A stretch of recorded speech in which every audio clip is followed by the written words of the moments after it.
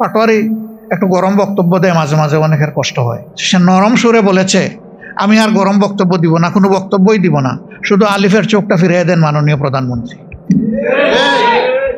পারবেন? চোখটা ফিরিয়ে দিতে পারবেন? পারবেন না। নিরীহ একটা ছেলে, সে কি হাতে অস্ত্র নিয়ে কাউকে মারতে এসেছিল? তার নেতৃবৃন্দকে আঘাত করা হচ্ছে, আক্রমণ করা হয়েছে। তার আবেগ এবং দায়িত্ববোধের জায়গা থেকে তাদেরকে প্রোটেক্ট করার জন্য সে এগিয়ে এসেছিল খালি হাতে। তাকে শেষ করে দিলেন কেন?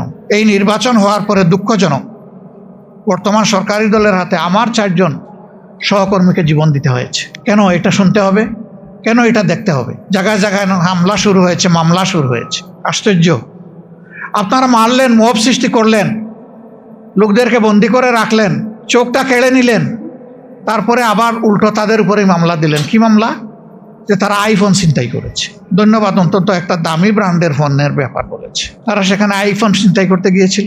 সেদিন আমি বলেছিলাম যে আপনারা তো হুবহু দেখে ওই দিকেই হাঁটছেন। ফ্যাসিস্ট আমলে আপনাদের বর্তমান শিক্ষামন্ত্রীর বিরুদ্ধে বেনেট ব্যাগ ছিনতাইয়ের মামলা দিয়েছিল। তা আপনারা এতটুকু অনুগ্রহ করেছেন যে একটা ভালো স্ট্যান্ডার্ডে অন্তত আইফোনে নিয়ে এসেছে, হুবহু ওইগুলোই আপনারা অনুসরণ করে চলছে।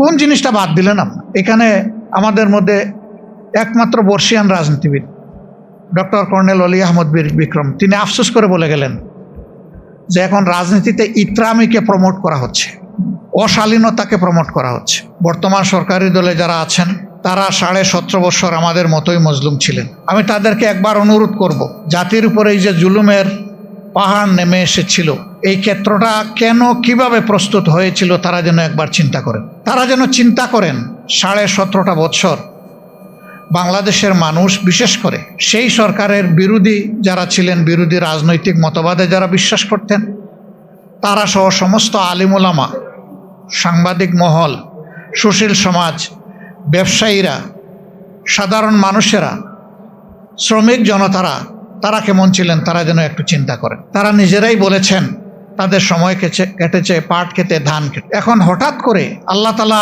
আমাদেরকে মুক্তি দিলেন একটা রক্তভেজা আন্দোলনের মাধ্যমে। তারপরে এই স্মৃতি তাড়াতাড়ি ভুলে গিয়ে যে খাসলতটা ফ্যাসিস্ট সরকারের ছিল সেইটা আপনারা আবার ধারণ করতে যাচ্ছেন কেন? আমরা তো নতুন কিছুই দেখতে পাচ্ছি না। তখনকার ফ্যাসিস্টরা যা করেছে হুবহু তার একটা ফটোকপি আপনাদের মধ্যে আমরা দেখতে পাচ্ছি। কোন জিনিসটা আপনারা বাদ দিয়েছেন? কোন জিনিসের পরিবর্তন করেছেন? ওরা যেমন বিরোধী মতকে দমন করার জন্য ষড়যন্ত্র, অপপ্রচার এবং বল প্রয়োগের আশ্রয় নিয়েছিল, আপনারা সবগুলা ইতিমধ্যে নিয়ে ফেলেছেন। সংসদে আপনারা দেখেছেন, আমরা পরিষ্কার বলেছি, নির্বাচন তো একটা হয় নাই, 2টো হয়েছে। শপথ 2টা নেওয়ার কথা ছিল, আমরা নিলাম, আপনারা নিলেন না কেন? সেই আপনারাই তো আমাদের মতো বলেছিলেন গণমুঠে হা বলুন, তো জনগণ তো হা বলেছে।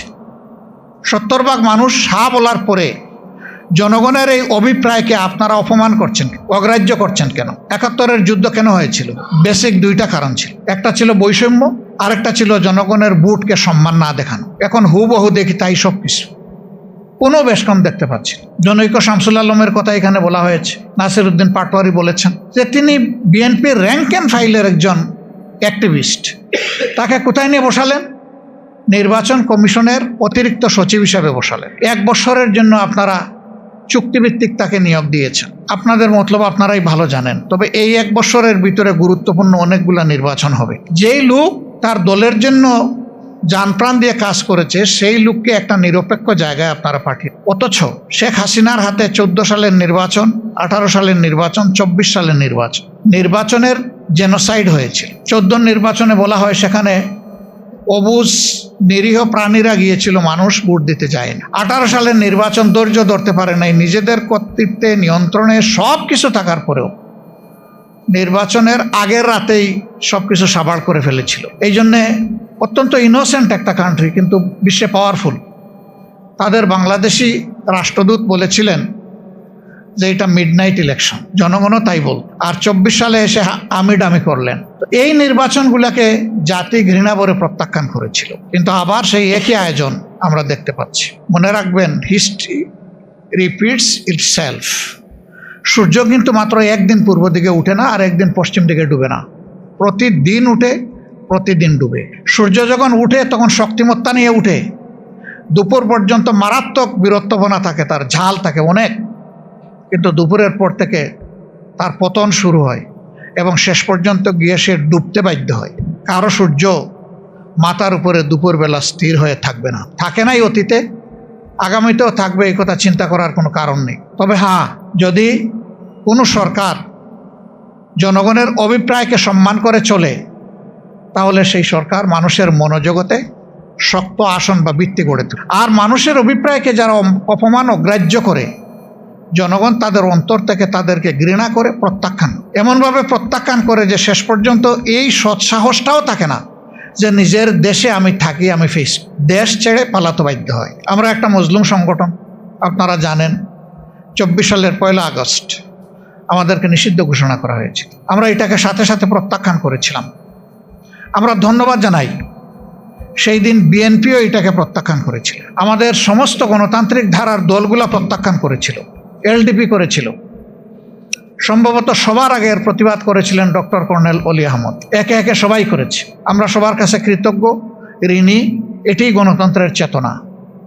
কিন্তু আফসোস, আমাদেরকে নিষিদ্ধ করেছিলেন নিজের গদিকে একদম নির্ভেজাল করার জন্য, নিরাপদ করার জন্য। কিন্তু 1, 2, 3, 4 এই 3 দিনেই মজা লুটেছেন। 5ম দিনে দুপুরে রান্না করা ভাত ফেলেই চলে যেতে হয়েছিল। This is reality.